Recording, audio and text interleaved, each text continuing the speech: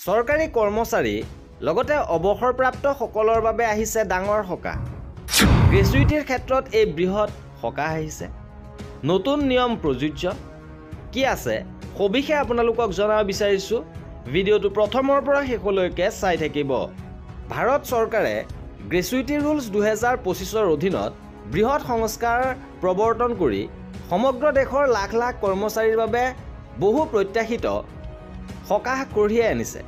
এই পৰিৱৰ্তনসমূহৰ লক্ষ্য হৈছে গ্ৰেচুইটি ব্যৱস্থাটোক আধুনিকীকৰণ কৰা, সামাজিক সুৰক্ষা সংহিতাৰ অধীনত কভাৰেজ সম্প্ৰসাৰণ কৰা আৰু দ্ৰুত ন্যায় আৰু অধিক স্বচ্ছ পে' আউট নিশ্চিত কৰা, অৱসৰৰ বাবে প্ৰস্তুতি আৰু সামাজিক সুৰক্ষা, দৰমহাপ্ৰাপ্ত পেছাদাৰী আৰু ঠিকাভিত্তিক শ্ৰমিক উভয়ৰে বাবে অপৰিহাৰ্য চিন্তাৰ বিষয় হৈ পৰিছে।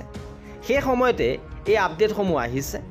অধিক কৰমুক্ত সীমা, সৰলীকৃত যোগ্যতা আৰু ডিজিটেল প্ৰক্ৰিয়াকৰণৰ সৈতে নতুন নিয়মসমূহে অৱসৰ, পদত্যাগ, অক্ষমতা বা অভাৱনীয় পৰিস্থিতিৰ বাবে চাকৰিৰ পৰা ওলাই অহা কৰ্মচাৰীসকলৰ বাবে অধিক সুৰক্ষিত পৰিৱৰ্তনৰ প্ৰতিশ্ৰুতি দিছে। আটাইতকৈ ডাঙৰ আলোকপাত হৈছে কৰ ৰেহাই বৃদ্ধি, ব্যক্তিগত খণ্ডৰ শ্ৰমিকৰ সুবিধা দুগুণ কৰা আৰু চৰকাৰী কৰ্মচাৰীৰ বাবে চিলিং বৃদ্ধি। ইয়াৰ লগতে দ্ৰুত পে' আউটৰ সময়সীমা আৰু কঠোৰ নিয়োগকৰ্তাৰ দায়িত্বই কৰ্মচাৰীসকলক দীৰ্ঘদিনীয়া পলম আৰু বিবাদৰ পৰা ৰক্ষা কৰিব। গ্ৰেচুইটি ৰুলছ 2025 আধুনিক কৰ্মশক্তিৰ বাবে দীৰ্ঘম্যাদী আৰ্থিক স্থিতিশীলতা সুৰক্ষিত কৰাৰ দিশত এক শক্তিশালী পদক্ষেপৰ সংকেত দিয়ে। 2025 চনৰ নিয়ম অনুসৰি ব্যক্তিগত আৰু চৰকাৰী কৰ্মচাৰীৰ বিভ্ৰান্তিৰ পৰা হাত সাৰিবলৈ যোগ্যতাৰ মাপকাঠি সৰল আৰু স্পষ্ট কৰা হৈছে। ব্যক্তিগত খণ্ডৰ নিয়মীয়া কৰ্মচাৰীৰ বাবে প্ৰয়োজনীয় 5 বছৰৰ অবিৰত সেৱা হৈয়ে আছে, কিন্তু অসুস্থতাৰ ফলত হোৱা বিৰতি, কোম্পানী বন্ধ বা অনুমোদিত ছুটিয়ে সেৱাৰ সময়সীমা পুনৰ নিৰ্ধাৰণ নকৰে। ইয়াৰ ফলত কৰ্মচাৰীসকলে নিজৰ নিয়ন্ত্ৰণৰ বাহিৰৰ কাৰণত কষ্টোপাৰ্জিত সুবিধা হেৰুৱাৰ পৰা ৰক্ষা পায়। NPS ভিত্তিক চৰকাৰী কৰ্মচাৰীসকলৰ বাবেও চৰকাৰে প্ৰক্ৰিয়াসমূহ সুশৃংখলিত কৰিছে, যাৰ ফলত নিয়ম 4A ৰ অধীনত বিভাগ, স্বায়ত্তশাসিত সংস্থা আৰু ৰাজ্যিক প্ৰতিষ্ঠানসমূহৰ মাজত মসৃণ বদলি সম্ভৱ হৈছে। কৰ্মচাৰীৰ বাবে আটাইতকৈ অনুকূল ব্যৱস্থাসমূহৰ ভিতৰত এটা হ'ল মৃত্যু বা স্থায়ী অক্ষমতাৰ ক্ষেত্ৰত 5 বছৰ সেৱাৰ প্ৰয়োজনীয়তা আঁতৰোৱা। ইয়াৰ ফলত পৰিয়ালসমূহে যাতে কঠিন সময়ত অতিৰিক্ত আৰ্থিক জোকাৰণিৰ সন্মুখীন নহয়, স্বাস্থ্যসেৱা, শিক্ষা, IT আৰু সেৱা খণ্ডৰ কৰ্মচাৰীকে ধৰি নিৰ্দিষ্ট সময়ৰ কৰ্মচাৰীয়ে কম সময়ৰ বাবে সমানুপাতিক গ্ৰেচুইটি দাবী কৰিব পাৰে।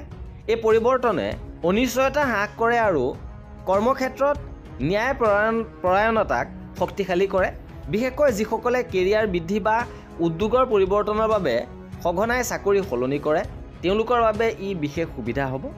লগতে কৰ্মচাৰীসকলৰ বাবে বৰ্ধিত কৰ সুবিধা আৰু আৰ্থিক সকাহ।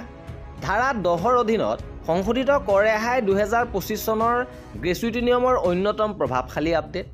ব্যক্তিগত খণ্ডৰ কৰ্মচাৰীয়ে এতিয়া তেওঁলোকৰ সেৱাৰ সময়ছোৱাত কৰমুক্ত গ্ৰেচুইটি হিচাপে 20 লাখ পৰ্যন্ত উপভোগ কৰিব পাৰে, যাৰ ফলত পূৰ্বৰ সময়সীমা 10 লাখৰ দুগুণ হৈছে।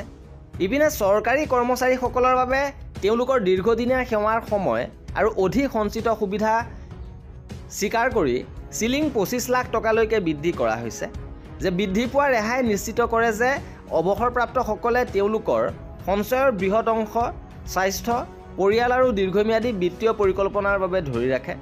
লগতে দ্ৰুত পে' আউট, ডিজিটেল প্ৰচেছিং আৰু নিয়োগকৰ্তাৰ জবাবদিহিতা। ইয়াৰ ভিতৰত এটা আটাইতকৈ প্ৰশংসিত পৰিৱৰ্তন হৈছে যে নিয়োগকৰ্তাসকলে গ্ৰেচুইটি পে'মেণ্ট মুকলি কৰাৰ বাবে 30 দিনৰ কঠোৰ সময়সীমা লাভ কৰিব। এই সময়সীমাৰ ভিতৰত যিকোনো পলম হ'লে নিয়োগকৰ্তাই কৰ্মচাৰীজনৰ 10% বাৰ্ষিক সুদ দিব লাগিব। এই নিয়মে দীৰ্ঘদিনীয়া এটা সমস্যাৰ সমাধান কৰে, য'ত শ্ৰমিকসকলে প্ৰায় কেইবামাহো অপেক্ষা কৰি নিজৰ ধন লাভ কৰিছিল আৰু ডিজিটেল পৰীক্ষণ, ফৰ্ম, সংহত নিয়োগ ৰেকৰ্ডে কাগজপত্ৰ হ্ৰাস কৰাত সহায় কৰে আৰু সমগ্ৰ খণ্ডসমূহত দাবী অনুমোদন ক্ষীপ্ৰ কৰাত সহায় কৰে। আৰু এয়া আছিলে গ্ৰেচুইটি নিয়ম 2025ৰ সবিশেষ। কৰ্মচাৰীসকলৰ এনেধৰণৰ খা খবৰৰ বাবে আমাৰ চেনেলটো ছাবস্ক্ৰাইব কৰি ৰাখিব। ভিডিঅ'টো শেষৰলৈকে চোৱাৰ বাবে বহুত ধন্যবাদ।